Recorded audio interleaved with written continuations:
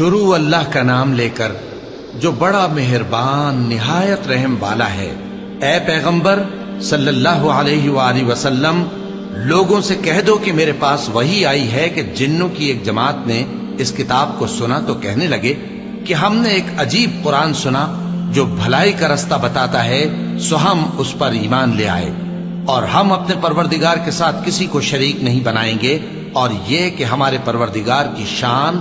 بہت بلند ہے، وہ نہ بیوی رکھتا ہے نہ اولاد،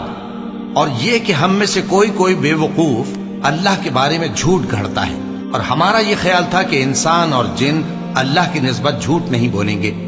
اور یہ کہ بعض بنی آدم بعض جنات کی پناہ لیا کرتے تھے تو اس سے ان کی سرکشی اور بڑھ گئی تھی،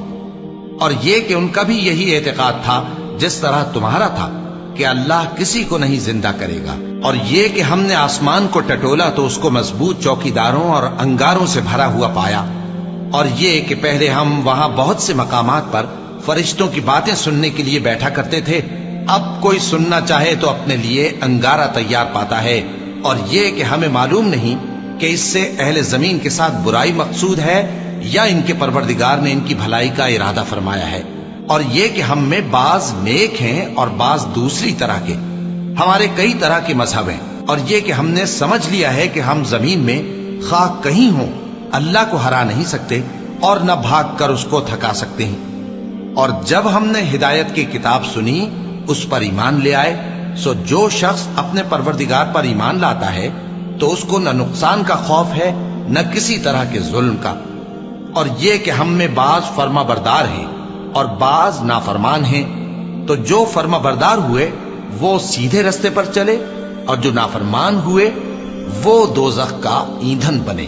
اور اے پیغمبر صلی اللہ علیہ وآلہ وسلم، یہ بھی ان سے کہہ دو کہ اگر یہ لوگ سیدھے رستے پر رہتے تو ہم ان کے پینے کو بہت سا پانی دیتے تاکہ اس سے ان کی آزمائش کریں، اور جو شخص اپنے پروردگار کی یاد سے منہ پھیرے گا وہ اس کو سخت عذاب میں داخل کرے گا، اور یہ کہ مسجدیں خاص اللہ کی ہیں تو اللہ کے ساتھ کسی اور کی عبادت نہ کرو، اور جب اللہ کے بندے یعنی یہ پیغمبر صلی اللہ علیہ وآلہ وسلم اس کی عبادت کو کھڑے ہوئے تو کافر ان کے گرد ہجوم کر لینے کو تھے۔ اے نبی صلی اللہ علیہ وآلہ وسلم، کہہ دو کہ میں تو اپنے پروردگار ہی کی عبادت کرتا ہوں اور کسی کو اس کا شریک نہیں بناتا، یہ بھی کہہ دو کہ میں تمہارے لیے نہ کسی نقصان کا اور نہ نفع کا کچھ اختیار رکھتا ہوں،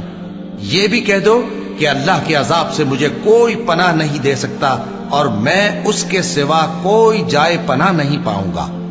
ہاں اللہ کی طرف سے احکام کا اور اس کے پیغاموں کا پہنچا دینا ہی میرے ذمہ ہے، اور جو شخص اللہ اور اس کے پیغمبر کی نافرمانی کرے گا تو ایسوں کے لیے جہنم کی آگ ہے،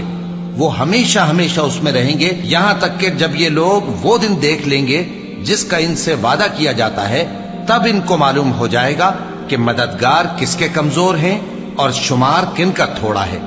کہہ دو کہ جس دن کا تم سے وعدہ کیا جاتا ہے میں نہیں جانتا کہ وہ عنقریب آنے والا ہے یا میرے پروردگار نے اس کی مدت دراز کر دی ہے، وہی غیب کا جاننے والا ہے، سو کسی پر اپنے غیب کو ظاہر نہیں کرتا، ہاں جس پیغمبر کو پسند فرمائے اور اس کو غیب کی باتیں بتا دے تو اس کے آگے اور پیچھے نگہبان مقرر کر دیتا ہے تاکہ معلوم فرمائے کہ انہوں نے اپنے پروردگار کے پیغام پہنچا دیے ہیں، اور یوں تو اس نے ان کی سب چیزوں کا ہر طرف سے احاطہ کر رکھا ہے اور ایک ایک چیز گن رکھی ہے۔